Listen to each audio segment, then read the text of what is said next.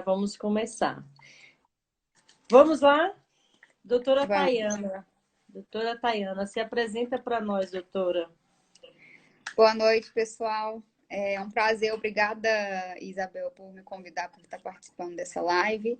Eu acho que o intuito é muito importante e agrega bastante, ainda mais nos tempos de hoje que a gente vê tanto paciente com câncer, né? Meu nome é Tayana, sou oncologista clínica, trabalho aqui em Brasília, faço essa parte de medicina integrativa nesses pacientes que têm diagnóstico de câncer. E trato também pacientes oncológicos, né, com diagnóstico de câncer. Faço meus atendimentos só no Santa Lúcia Sul, no Santa Lúcia Norte, e em algumas clínicas nas cidades satélites eu faço só o atendimento, eu não faço tratamento, mas eu faço atendimento lá também na Ceilândia e em Planaltina. Certo. A agenda dessa moça é comprida, gente. Foi difícil conseguir um dia aqui para esse bate-papo. Então, Thay, nós estamos aí no mês de julho verde, né? Isso. É um mês de conscientização, né? E diagnóstico, prevenção do câncer de cabeça e pescoço. E muita gente desconhece, né? Então, eu queria que você explicasse para nós o que é o câncer de cabeça e pescoço. Tá. Agora, dia 27 de julho, foi o dia da conscientização do câncer para prevenção do câncer de cabeça e pescoço. Então, a gente tem alguns números aí de câncer em cabeça e pescoço. A gente vê que no Brasil é o quinto tipo de tumor mais comum, tá? E aqui em Brasília é o quarto tipo de tumor mais comum, é o câncer de cabeça e pescoço, tanto em homens quanto em mulheres. E o tipo mais comum desse tipo de câncer é o câncer espinocelular. A gente faz algumas diferenciações ali, dependendo do tecido. Então, o tipo mais comum de câncer de cabeça e pescoço é o tipo de espinocelular, ou escamoso. Mas também tem o papilífero, que é o de tireoide, o adenoide cístico, que é o de glândula salivar. Então, tem todas essas variações aí. Tá. Tá, e você acha que, assim, com essa questão da pandemia, né, que o mundo inteiro ficou voltado para a questão do Covid, você acha que esse número ele aumentou de câncer no geral por falta de diagnóstico e tratamento? Na realidade, o que eu acho que o coronavírus veio trazer? Não só em câncer de cabeça e pescoço, mas todos os outros tipos de câncer. Vai trazer um diagnóstico mais tardio para todos os tipos de câncer, ou seja, o câncer de cabeça e pescoço, 60% desses tipos de câncer chegam já localmente avançado. Localmente avançado é que eu não tenho mais possibilidade de fazer cirurgia. O tratamento é radioquimioterapia concomitante. E tem uma chance bem maior da recidiva. Não, eu posso falar uma chance de cura, mas é uma chance baixa. Então, com o coronavírus, vai retardar o diagnóstico precoce desses tipos de câncer e o paciente vai chegar com a doença um pouco mais avançada. Não estou falando metastática, mas avançada. Então, o coronavírus veio atrasar aí o diagnóstico precoce, não só do câncer de cabeça e pescoço, mas como todos os outros cânceres. Certo. A Pérez Lorena disse aí que você é a melhor doutora de Brasília. Manda um oizinho para ela. Obrigada, Lorena. Tá, então vamos seguir aqui. E onde que esses tumores eles estão localizados? Porque geralmente a gente conhece o câncer de mama, né, sistema nervoso central. E quando nós falamos de cabeça e pescoço, onde que esses tumores estão localizados? Quando a gente fala em tumor de cabeça e pescoço, engloba realmente toda essa área. Face, seios paranasais, cavidade oral, língua, gengiva, amígdala, orofaringe, hipofaringe, laringe, faringe, tireoide, couro cabeludo e glândulas salivares. Então, engloba todo isso e também tem o esôfago superior, que tem essa que também está envolto nesses cânceres de cabeça e pescoço. Mas geralmente quando a gente fala em câncer de cabeça e pescoço, a gente está relacionado mais a laringe, hipofaringe, cavidade oral, seios paranasais, nasofaringe, glândulas salivares e alguns tipos de câncer de pele também, que a maioria dos cânceres de pele são relacionados à face. Certo, obrigada. E vamos falar de fatores de riscos, né? Porque nós temos aí uma gama de coisas que favorecem, né, esses tumores e que muita gente desconhece. Eu mesmo era leiga no assunto até uns dias atrás. Então, eu queria que você falasse para nós quais que são os fatores de risco. Então, câncer de cabeça e pescoço, eles são mais comuns numa faixa etária acima de 50 anos. Os fatores de risco mais comuns são tabagismo e etilismo. Hoje em dia, com a infecção pelo vírus do HPV, e a gente está tendo casos maiores de câncer de cabeça e pescoço, principalmente de cavidade oral, sendo causados pelo HPV, como o câncer de colo de útero também. E os pacientes que têm esse câncer provocado pelo HPV, a gente vê que ele tem uma idade mais baixa, começa a partir de 40 anos e às vezes alguns casos com 30 anos. Então, os fatores de risco são a infecção pelo HPV, tabagismo e etilismo são os principais. Óbvio que eu estou falando de câncer de cavidade oral, laringe, faringe, não está englobando tireoide, glândulas salivares, esôfago, que não está relacionado com HPV, mas tabagismo e etilismo, tá? Tá bom. E você falou, Thay, que geralmente esses pacientes eles já chegam no consultório com o estágio um pouquinho mais avançado, né? Então, quais são os sintomas? Como que dá para identificar que a pessoa tem um tumor relacionado à cabeça e pescoço? Então, a gente vai. Qualquer sintoma com rouquidão, nódulo no pescoço que está há mais de 30 dias, e uma coisa que é importante saber. Geralmente o câncer não dói. Então, você vai ter um nódulo que não está doendo, já tem mais de um mês ali que está esse nódulozinho incomodando. Então, acho que é válido você passar com algum cirurgião de cabeça e pescoço para poder fazer a avaliação desse nódulo. Quando dói, geralmente é benigno, é alguma coisa inflamatória. Quando você tem alguma dificuldade para engolir, a rouquidão ou mudança na sua voz, principalmente, isso é muito comum em pacientes que são tabagistas, afta que não cura, alguma lesão na boca e manchas brancas esbranquiçadas na língua e lesões que sangram em cavidade oral, nariz também. Então, tem que tomar um certo cuidado. Então, essas lesões em cavidade oral que não estão cicatrizando, depois de 15 dias, é ideal passar com o pessoal de otorrino ou cabeça e pescoço. O pessoal da odonto é muito importante nessa área, porque eles conseguem fazer diagnóstico precoce, ainda mais quando eles olham alguma coisa esbranquiçada na língua, alguma afta. Então, é muito importante também essa parte aí da odontologia nesse cuidado da cavidade oral e do câncer também. Então, eles conseguem, profissionais bem treinados, eles conseguem ter essa capacidade de avaliação. Então, nessa parte, a equipe da odontologia é muito importante, Ajuda consegue fazer algum diagnóstico precoce. Isso. muito bom. E tá. E aí, como que é feito o diagnóstico? Isso aí a gente está falando de sintomas e o paciente chega no seu consultório com um nódulo palpável. E como que vai proceder? Como que será feito o diagnóstico e chegar no câncer de cabeça e pescoço? Então, o diagnóstico é exclusivamente pela biópsia, você vai ter que fazer biópsia.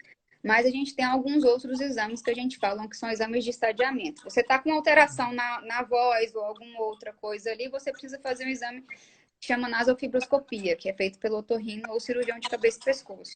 Mas também a gente tem as tomografias que são feitas para a gente poder avaliar, mas o diagnóstico definitivo é pela biópsia. Tá. Então, se eu digo que eu tenho um nódulo palpável e que está dolorido, eu posso relacionar isso a um tumor?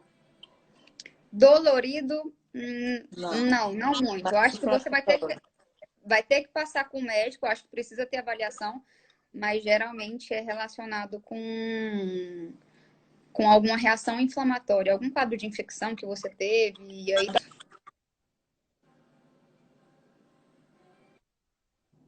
Travou um pouquinho a sua tela aí. Alguém mandou uma pergunta aqui. Deu. Agora tá Tá, me ouvindo? perdi que você... Sim, deu uma travada, mas acho que deu para entender.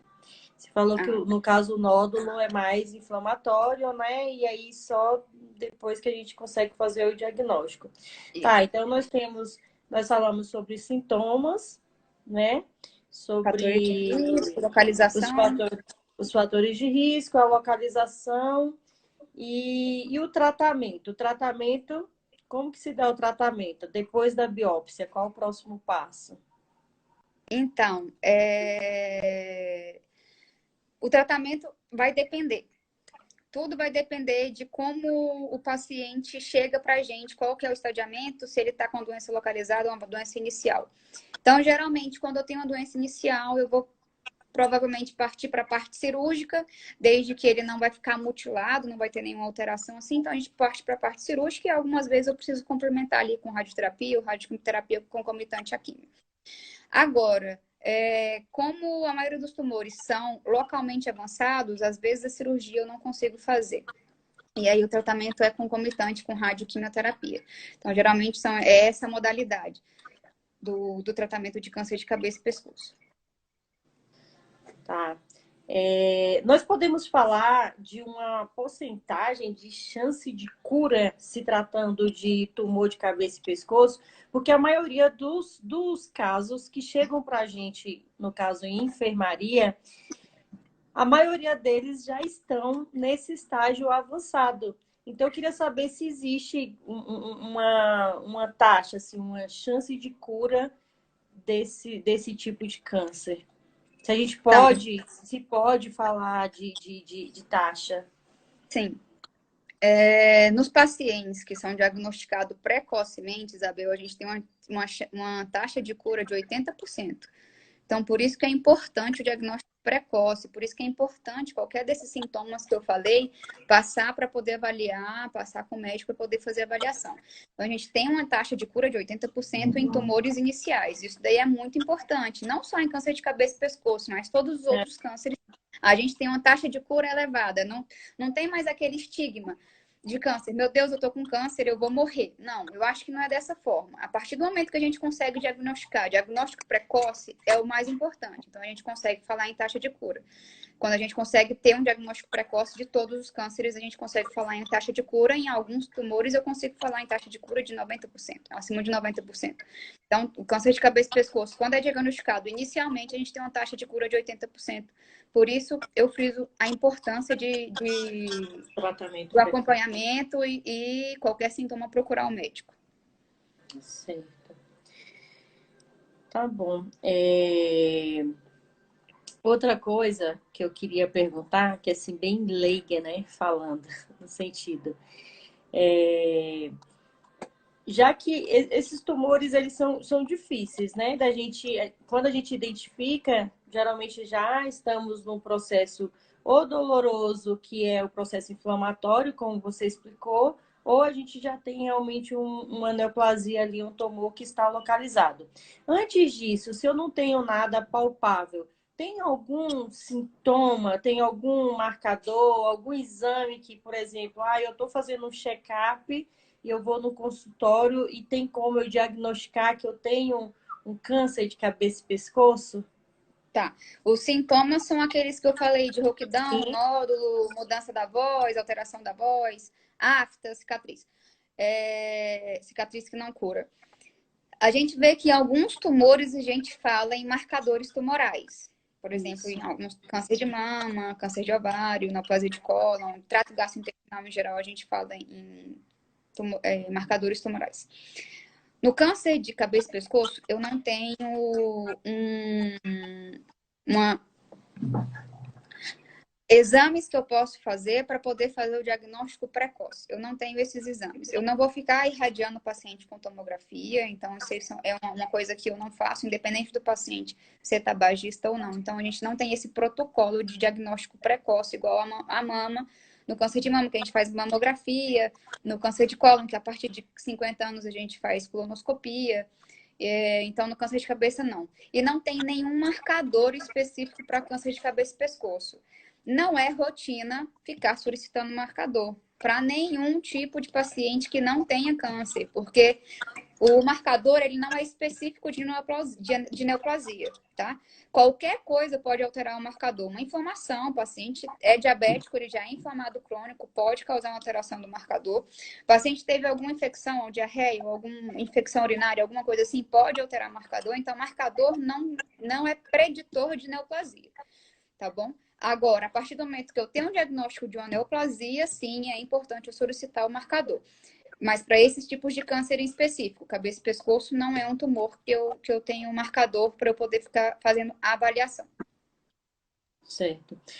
E outra coisa, quando a gente fala de tireoide, né? Tumor de tireoide, porque eu vejo que tireoide, os tumores de tireoide são, tipo, muito comum. Geralmente as pessoas começam que, eu tenho um hipotireoidismo, eu tenho um hipotireoidismo. É, esses problemas que as pessoas têm relacionados à tireoide, elas podem vir a virar um câncer, um tumor na tireoide e câncer de cabeça e pescoço? Tá. Saudade também, Loca. Faz tempo que eu não te vejo, né? Quando eu for em São Paulo, quero ver vocês. Isa, então, essas doenças de tireoide, hipertireoidismo, hipotireoidismo, não são Não, relacionadas ao câncer de tireoide, tá bom? Então, a tá. gente tem que fazer avaliação. Na tireoide, a gente precisa fazer a palpação e verificar se tem algum nódulo palpável. Tendo algum nódulo palpável, a gente vai passar para o ultrassom. Se ele tiver alguma característica de malignidade, aí assim a gente vai fazer o PAF, tá bom? Então, hipertiroidismo, hipotiroidismo não está relacionado. Isso daí está relacionado à função da tireoide. Se ele está produzindo hormônio ou não, tá bom?